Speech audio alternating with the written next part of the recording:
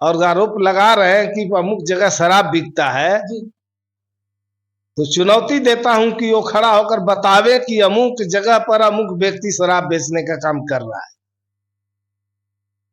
ये बिहार है और बिहार में जब से शराबबंदी कानून लागू किया गया है, शराब में संलिप्त, शराब बेचने में या शराब पीने में कितने लोगों की जेल हुई है, और इसमें कार्रवाई में कहीं कहीं कोताही बरती नहीं जाती है। कितने पदाधिकारियों के ऊपर भी गाज गिरा है।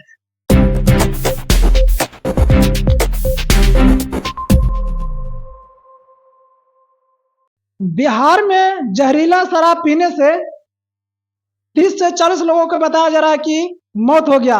इसी पर आज हम चर्चा करेंगे जदयू के प्रवक्ता जी से। क्या कुछ कहिएगा सर? शराब को लेकर आपके सरकार के खिलाफ मतलब बोला जा रहा है कि शराब बंदी है, फिर भी शराब क्यों बिक रहा है? सबसे पहली बात कि जो लोग आरोप लगा रहे हैं वो लोग तो पहले जो आरोप लगा रहे हैं पहले ये फैसला कर ले कि वो सही बोल रहे हैं कि सच बोल रहे हैं या झूठ बोल रहे हैं। अगर वो सच बोल रहे हैं और आरोप लगा रहे हैं कि अमुक जगह शराब बिकता है, तो चुनौती देता हूं कि वो खड़ा होकर बतावे कि अमुक जगह पर अमुक व्यक्ति शराब बेचने का काम कर रहा है।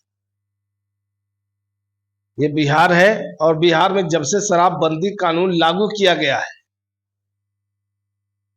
शराब में संलिप्त, शराब बेचने में या शराब पीने में कितने लोगों की जेल हुई है, और इसमें कार्रवाई में कहीं कहीं कोताही बरती नहीं जाती है। कितने पदाधिकारियों के ऊपर भी गाज गिरा है, और ये लोग बाहर बैठकर आरोप लगा रहे हैं। शराबबंदी और शराबबंदी से पहले जो बिहार में, आप जब आंकड़ा देखेंगे तो आपको पता चलेगा, एनसीआरबी की रिपोर्ट भी आप देखेंगे तो पता चलेगा कि किस तरह से शराबबंदी कानून लागू होने से पूर्व बिहार की क्या स्थिति थी, कौन कौन से अपराध में क्या स्थिति थी, और शराबबंदी कानून लागू होने के बाद महिलाओं के ऊपर अत्याचार में कमी आई, शराबबंदी के बाद घरेलू हिंसा में कमी आई, चौक चौराहा पर जो नाजायज मजमे लगते थे, अब 2005 से पहले चौक चौराहों पर तो 5 बजे कोई नजर नहीं आता था और दुकानें बंद हो जाती थी 5-6 बजे। आज तो रात में भी दुकानें खुली रहती है, चौक चौराहों पर लोग नजर आते हैं। हमारी बहन बेटियां रात में भी देर सबेर भी अपने घर जाती है, आती है, अपना ड्यूटी करके जाती है, बाजार भी करने आती है, बेखौफ आती रहती है। लोग बेखौफ एक शहर से दूसरे शहर भी जाते रहे, लेकिन किसी को कोई डर भय नहीं रहा। तो कानून का राज स्थापित हुआ और शराबबंदी के बाद लोग अमन चैन भाईचारा में जीना शुरू किया। और आप कह रहे हैं कि आरोप लगा रहे हैं, आरोप लगाने से नहीं होता है, सीध करके बताइए। और अब जब आरोप लगा रहे हैं तो बताइए कि कौन शराब बेच रहा है और कहां पर शराब बेच रहा है। सर, विपक्ष के पार्टी ये भी बोल रहे हैं कि शराब से इतने लोगों का मौत हुआ है, नीतीश कुमार अभी तक चुप्पी क्यों बनाए हुए हैं? नीतीश कुमार जी चुप्पी नहीं बरते हुए हैं, अपना ज्ञान का भंडारा खोलिए। हमेशा सरकारी स्तर पर सामाजिक संस्थाओं के द्वारा ये प्रचारित किया जाता रहा कि शराबबंदी कानून लागू है बिहार के अंदर, शराब ना पिए, शराब पीते पकड़े जाने पर जेल हो सकती है, शराब बेचने वालों पर भी जेल, उनको भी जेल की हवा खानी पड़ सकती है। तो ऐसी परिस्थिति में जो कोई कानून का उल्लंघन करता है, शराब बेचने वाला, वैसे कितने लोग आज जेल के अंदर बंद है, जरा नजर उठा कर देख। और जो लोग गाहे बगाहे अज्ञानता व शराब अगर पी लेते हैं, तो जब सरकार कह रही है कि ये शराब सही नहीं है, ये इसमें पीने से इसका शारीरिक रूप से नुकसान हो सकता है, बीमार पड़ सकते हो, मर सकते हो, क्यों इसको पीते हो? तो सरकार तो हमेशा इसके लिए हमेशा जो है जागरण अभियान चला करके जो है प्रचारित करती रही है कि कैसे इस कुरीतियों से समाज को मुक्ति दिलाया जाए।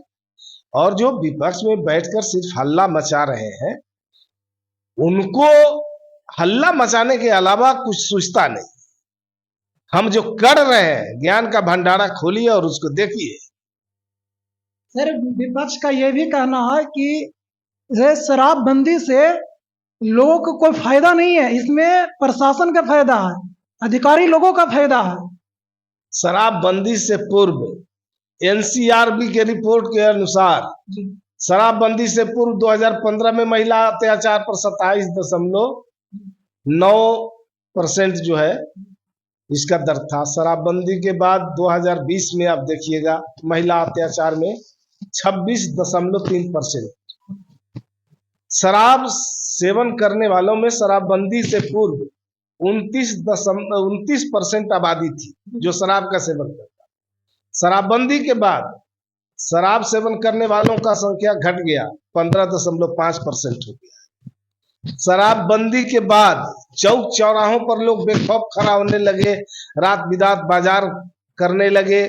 और सबसे बड़ी उपलब्धि हुई कि जो घर में महिलाओं के ऊपर जो अत्याचार होता था, दमन होता था, जो घरेलू हिंसा का मामले जो है ज्यादातर आ रहे थे प्रकाश में, घरेलू हिंसा में भारी कमी आई, अत्याचार में भारी कमी आई और कई तरह के अपराधों में भारी कमी आई। और इस तरह से वो आरोप लगाकर सिर्फ बच नहीं सकते, उनको साबित करना पड़ेगा हम तो काम कर रहे हैं। और शराबबंदी कानून सिर्फ लागू नहीं किया सरकार ने एक अभियान चला करके जो लोग शराब में संलिप्त थे, शराब बेचने में, शराब के कारोबार में, वैसे लोगों को चिन्हित करके जो लोग लत छोड़ दिए शराब बेचने का या ये जो धंधा में लगे थे उस धंधा से उन लोगों को मुक्ति दिलाने के लिए सरकार ने सहायता उनको दिया। कोई बिजनेस व्यापार करिए, सरकार आपको इतनी राशि दे रही है। और इस तरह से लोगों को जो है कर करके जो है स्वरोजगार के अवसर दिए हैं सरकार और उन लोगों का जीवन स्तर बदल, तो ये इनको थोड़ी नजर आएगा। ये तो समाज में जो कुरीतियां हैं इसको मिटाने के लिए हमारे कई महापुरुषों ने संघर्ष किया और आज नीतीश कुमार जी ने इस सामाजिक कुरीति को मिटाने का संकल्प लिया है। और इस शराबबंदी का निर्णय अकेला नीतीश कुमार जी का नहीं, ये सर्वदलीय निर्णय में जो लोग आरोप लगा रहे हैं वो लोग भी शामिल, जब निर्णय हुआ तो उसमें शामिल है, तो इसको समाप्त करने में आपकी भी भूमिका होनी चाहिए। और आप इसको उकसा करके आग लगा करके अपने आप को बचा नहीं सकते। सर प्रशांत किशोर अभी बोल रहे हैं कि मेरा सरकार आएगा तो हम शराब 1 घंटा में चालू कर देंगे, क्या कुछ चुनाव में प्रभाव पड़ेगा सर? अरे इनकी तो बात छोड़ दीजिए। 2 अक्टूबर गांधी जयंती के अवसर पर अपनी पार्टी का जो है जीर्णोद्धार करते हैं, उदय करते हैं, स्थापना करते हैं। और 2 अक्टूबर को ही जिस महात्मा गांधी जी की जयंती थी, उस जयंती के अवसर पर कहते हैं कि हमारी सरकार बनेगी तो हम शराबबंदी कानून को खत्म कर देंगे और शराब से हुई आमदनी से शिक्षा पर खर्चा करेंगे। तो सबसे पहले तो उन्होंने महात्मा गांधी जी का अपमान किया है और महात्मा गांधी के जितने अनुयायी हैं देश में उन तमाम लोगों का अपमान किया है। और इसके लिए तो सबसे पहले पीके को माफी मांगनी चाहिए सार्वजनिक रूप से। वो युवाओं पर बोल कि खर्चा करेंगे, जो शराब से पैसा आएगा स्टूडेंट पर खर्चा करेंगे, रोजगार पर खर्चा करेंगे।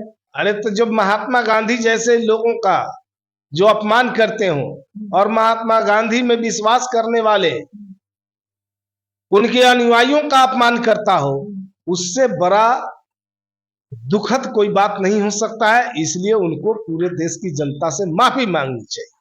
तो दोस्तों आपने देखा कि शराबबंदी को लेकर जदयू के प्रवक्ता बोले कि शराब पूर्ण रूप से बंदी है बिहार में, जो भी इस घटना हो रहा वो मतलब खुद वो जिम्मेदार है। आपको यही ना कहना सर कि पब्लिक जो पी रहे वो खुद जिम्मेदार है? सरकारी स्तर पर सब कार्यक्रम अभियान चला करके बताया गया कि कानून शराबबंदी कानून लागू है और शराब पीना खतरे से खाली नहीं, और जानबूझ करके जहर पीना अपने आप को मौत के मुंह में धकेलना है। उसके बावजूद भी सरकार ने हमेशा जो भी जहां जहां जिस तरह की घटनाएं हुई, हर दुख सुख में सरकार खड़ा रहने का काम किया। तो दोस्तों ये बोल रहे हैं कि इसमें दोषी सिर्फ सरकार नहीं है इसमें, पब्लिक भी क्योंकि सरकार द्वारा बताया गया है कि शराबबंदी पूर्व से बंद है और जहरीला, लेकिन लोग पीने के लिए मजबूर हैं। बाकी आप इस खबर को देखकर क्या समझते हैं कमेंट बॉक्स में जरूर लिखें। थैंक यू, धन्यवाद।